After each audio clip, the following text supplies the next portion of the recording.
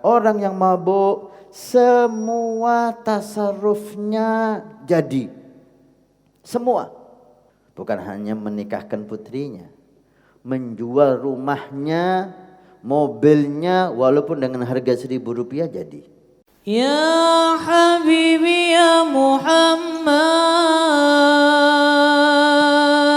Ada seorang penceramah wanita di Indonesia, ia berkata, katanya orang pemabuk itu apabila ia menolak bininya, maka tolaknya tidak jatuh. Apakah itu benar wahai Habib? Orang apa?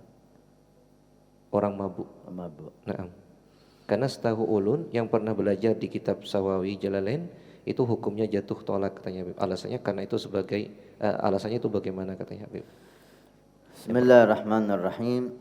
Allah Subhanahu wa taala berfirman at-talaqu marratan. Tolak itu mempunyai kesempatan seseorang itu 2 kali. Al-Qur'an yang menyatakan hal itu. Ketika seorang suami mentalak istrinya, saya talak kamu, saya cerai kamu, baik itu sharih atau kinayah, pulanglah kamu ke rumah orang tuamu dengan niat menceraikan dia, maka jatuh talak 1. Kemudian ketika kembali mengulangi lagi hal itu, jatuh talak 2. Kalau sudah 2 kali kesempatan terakhir untuk kembali, dan yang ketiga sudah tidak bisa kembali lagi, kecuali dengan banyak syarat. Talak dengan segala macam bentuknya dengan syarat an yakuna mukhtaran. Suami yang mempunyai wewenang untuk mencerai istri, seperti kita ketahui bahwa lafadznya istri tidak berarti apa-apa. Kalau istri mengatakan ceraikan saya 1000 kali pun, jika suami tidak mengiyakan dan tidak menceraikan, maka itu tidak ada artinya sama sekali dalam pernikahan, enggak berpengaruh.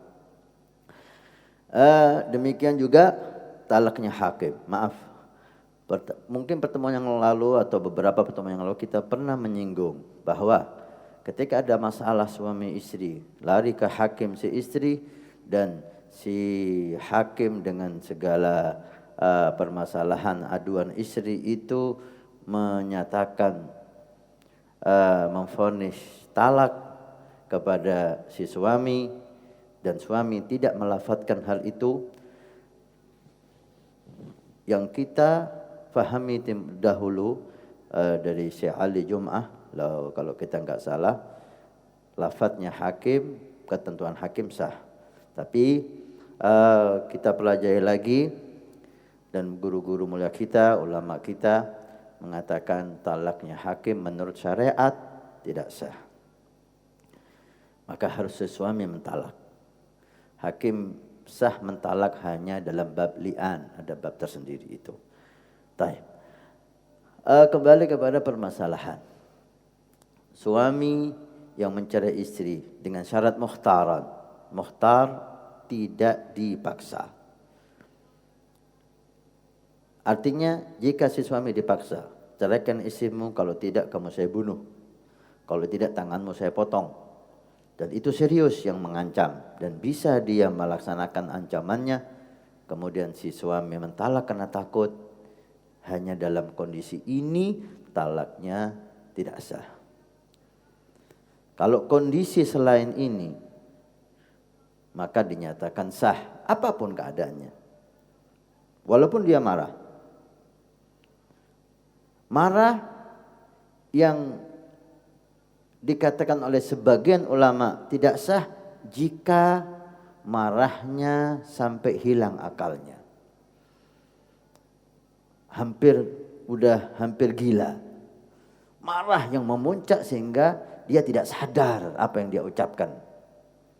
Kapan dia tidak sadar? Ketika kemarahan itu memuncak seperti dia orang gila. Tapi kalau masih sadar, maka marahnya dinyatakan sah talaknya. Untuk sakran, mabuk ada 2. Mabuk yang disengaja dan mabuk yang tidak disengaja. Kalau mabuknya enggak sengaja, contoh, dipikir Sprite, diminum.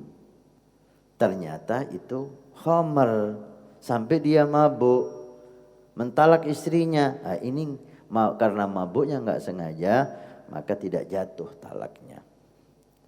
Tapi rata-rata mabuk sekarang ini, rata-rata hampir semuanya sengaja.